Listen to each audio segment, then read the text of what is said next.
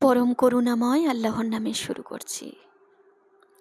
কখনো কখনো জীবনের সবচেয়ে মূল্যবান জিনিসগুলো গড়ে ওঠে সর্বোচ্চ তাপে। আগুন যেমন লোহাকে সোনার মতো দীপ্ত করে তোলে, তেমনি জীবনের কঠিন সময়ই মানুষকে গড়ে তোলে। এই গল্পটি এমন এক মানুষের, যার নাম আরিফ। তার সংগ্রাম, ধৈর্য আর শেষ পর্যন্ত তার সাফল্য এই হলো আগুনে গোড়া সোনা। আরিফ এক ছোট্ট গ্রাম থেকে শহরে আসে। পকেটে টাকা কম, কিন্তু স্বপ্নটা বড়। দিনে সে লোহার কারখানায় কাজ শেখে, আর রাতে ক্ষুধা সহ করে বসে নতুন ডিজাইন আঁকে। লাইটের নিচে একা বসে কাজ করছে আরিফ। তখন মা বলছে, বাবা খেয়েছিস? আরিফ বলল, না মা, আগে কাজটা শেষ করি। তার মায়ের চোখে ছিল ভরসা, আর বাবার কথা সে সব সময় মনে রাখত। কঠোর পরিশ্রমী মানুষকে সোনা বানায়।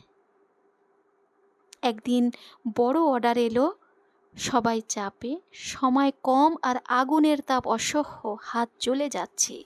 তবু আরিফ থামে না। ঘাম, ধোঁয়া আর আগুনের মধ্যে সে নিজের পথ খুঁজে নেয়। সহকর্মী একটু হাসি দিয়ে বলল, এই কাজটা তুই পারবি না রে। আরিফ চুপচাপ মনে মনে ভাবছে, আগুনই তো মানুষকে সোনা বানায়, আমি পারবো। সেই দিনই শুরু হলো তার আসল পরীক্ষা।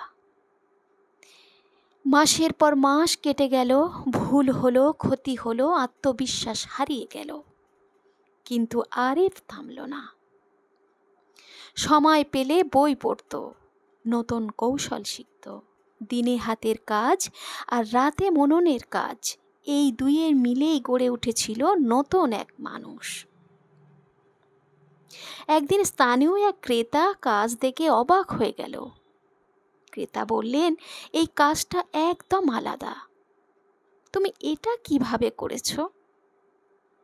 তখন আরিফ একটু হাসি দিয়ে বলল, আগুন আর ধৈর্য।